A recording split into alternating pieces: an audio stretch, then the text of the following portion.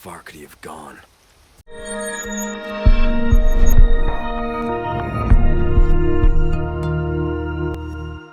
Hello and welcome to another video chat. This time, as you can see, we are looking at and talking about Resident Evil 4 Remake, and I'm here with Mr. Adam Cook. How you doing, mate?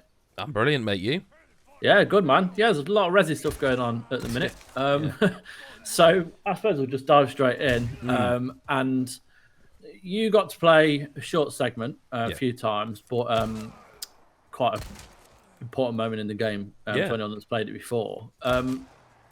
Obviously, it's going to differ a lot, so I'm not going to ask how it differs. But like, what are the main kind of things that stuck out when you were playing? God, it's nerve-wracking to talk about this because I'm aware that it's just beloved game.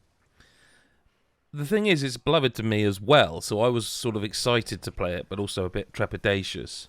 Of course, yeah. And I'm not anymore because, like, from what I've seen, and I will just be very clear, like, it is quite a short segment from the opening of the game.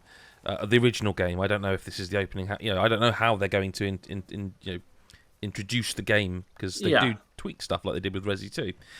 It's essentially the police drop you off and you walk into the village and it's that whole scene. Chainsaw Man, the bell ringing, all of that. So the first thing I want to just really clearly say is that anyone who was kind of worried that they would remove some of the stuff that made it so fun, like the cheese, I guess, the cheesiness. Yeah. Those lines are still there, right? That's important to note. Those lines are still there. Some of the stuff Leon says and does, it's still got that stuff.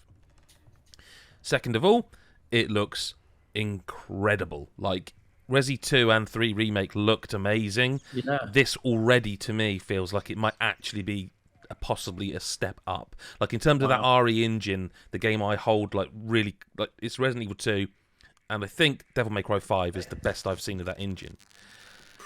And this is going to be up there, I think. Now, third of all is the gameplay.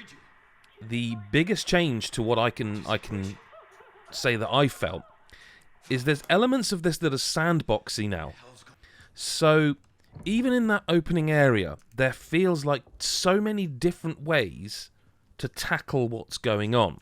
Yeah. So, for example, now I should be clear that I didn't capture footage, so the footage you're seeing is provided by Capcom for us to talk over, as it were. But I did play it three times actually. There's like a little barn in the sort of that opening area, and in that barn there's a cow, right? And above that cow there's a little torch, and you can shoot that torch down, and it sets fire to the barn, and it all. You can imagine what ensues. Now, on my third play, I didn't do that because I'd seen that and I was experimenting. So you can imagine my surprise when I turned around and saw a flaming cow running at me, and it hoofed me onto the ground while the villagers were also trying to get, they were all, basically the whole world was out to get me. A burning cow was attacking me. So running away from this cow, I noticed that the villagers had also blocked one of the little alleyways. Like, they blocked off a path so I couldn't get round the village and kite them as easily. And all of this is incorporated with that kind of original 4 gameplay where you can like headshot someone, they stumble, you run up to them and you can do a kick, and all of that sort of almost silliness, I guess, is present. Like, you can kick someone into someone else, and like you could in Resident Evil 4. Yeah. But the sandboxy nature just left me wondering, well, if they've done that with this small part, and it is a small part, that opening, what the hell's the rest of the game going to be like in terms of what can I do? Chainsaw Guy, like, it took the third attempt for me to take him down, and he's hard. And also the amount of enemies they throw at you in that opening section is so far beyond what the original did. Like, it is brutal. Like, you could be the best Resi player, but you are going to have to turn and run at some point. Yeah. In terms of other stuff, it's kind of it is Resi 4 by way of the remakes. You can almost imagine the remakes as their own, not trilogy, because I suppose it is 2, 3, and 4, I guess. You smash crates, you find ammunition like from the modern Resis, but you also find components to craft ammo. So that's all in here. Yeah.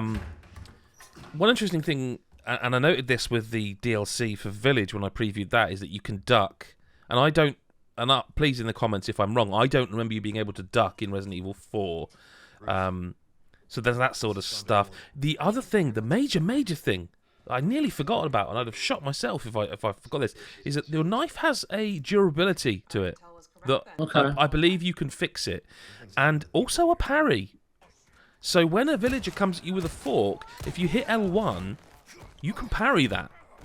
And it takes off like a tiny bit of your durability. Whereas, if you don't parry it, or you, they grab you, you can just mash the button to get off them. But you can also just hit R2 and you knife them. And of course, that uses up an enormous amount of your durability. You can also, and I did this every single time I played through this section, there was one woman round by a chicken. By the way, the destructibility in this game as well is crazy. You can kill the chickens, you can smash rooms up. Again, they've gone to town on everything in this world. You can duck, go up behind one of the villagers, and stealth kill them with your knife. So there's that. So this is what it is. I should say it's still very much an action game, but once it all kicks off, you are running around, popping heads, kicking people, getting the shotgun, climbing the bell tower, all of that. Blocking the doors. The chainsaw man chainsaws through the door to come and get you. Like, it's all amazing. But there's all this additional stuff that kind of adds up to be like, oh, I'm really, really hyped for this now. Yeah. There's the other thing I would say is that even like how the very first enemy you encounter, you go in the little shack, you're like, hey, I'm a police officer, has anyone seen this, and then he turns around and he attacks you, right? Even that shack, which in the game original is kind of just a shack, isn't it? It's like it's barely even anything. In this, it's like it's a home.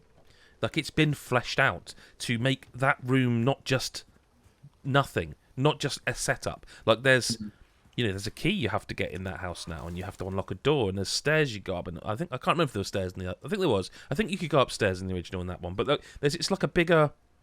It's not like just two rooms in a wooden shack. It's a home. And that, again, with the combined fact that you can smash everything up and like there's wine bottles exploding everywhere, like this feels like they have seriously gone to town. But combined with the fact that they're like keeping the cheesy lines, and I sort of feel, whereas before I would have been like, let's see, now I feel more like, nah, this is in safe hands. Like, I mean, again, very, very small portion of the game I've played, but I feel like I am. Whereas I was always going to play it, let's face it, we were both always going to play it. Oh, absolutely. Now I'm like, when it comes to doing lists or something for like biggest game I'm most wanting to play in 2022, well, to be honest, 2023 rather. Sorry, Capcom, I've got two of them now, in Street Fighter 6 and Resi 4, which is crazy. But like, I'm here to say, if you had concerns based on the small section I've played, I would say don't be too worried. It's phenomenal what I played. Like the amount of detail in the world, the amount of, like I say, the sandbox nature of that opening area was like, oh, what you can do? What? Huh? You know what I mean? Like, it's just constantly surprising for a game I have played so many times. Yeah, I mean, it looks great. One question before we wrap this up: did you get to see the merchant? No. no, and that's why it's not. It would have been the first thing I brought up. But what I will say is, whereas before I would have worried that they might think, no, that's a bit too silly. I'm not anymore, because there's a couple of the lines they've kept in that, like, if they were going to keep them in, I mean, they can't. They must. What I got the feeling is they know. They know what they're doing. They know that there are certain elements that do have to be present. Do you know what I mean? And I can't confirm or deny that the merchant is in this game. I can confirm you pick up pesetas still, which is interesting, because obviously they don't exist anymore. It's euros. But what are you picking them up for, if not to spend them on a merchant? It's got to be in there. Good stuff. Well, you can go and have a read a bit more about Adam's thoughts on it. In the meantime, you like and subscribe, hit the bell button, whatever you normally do to get videos in this day and age. You can also check out our Patreon at patreon.com/godisageek for extra content, exclusive Discord for Patreons, live podcast access, and more. Thank you for joining me, Adam. Cheers. And thank you all for listening. Bye-bye.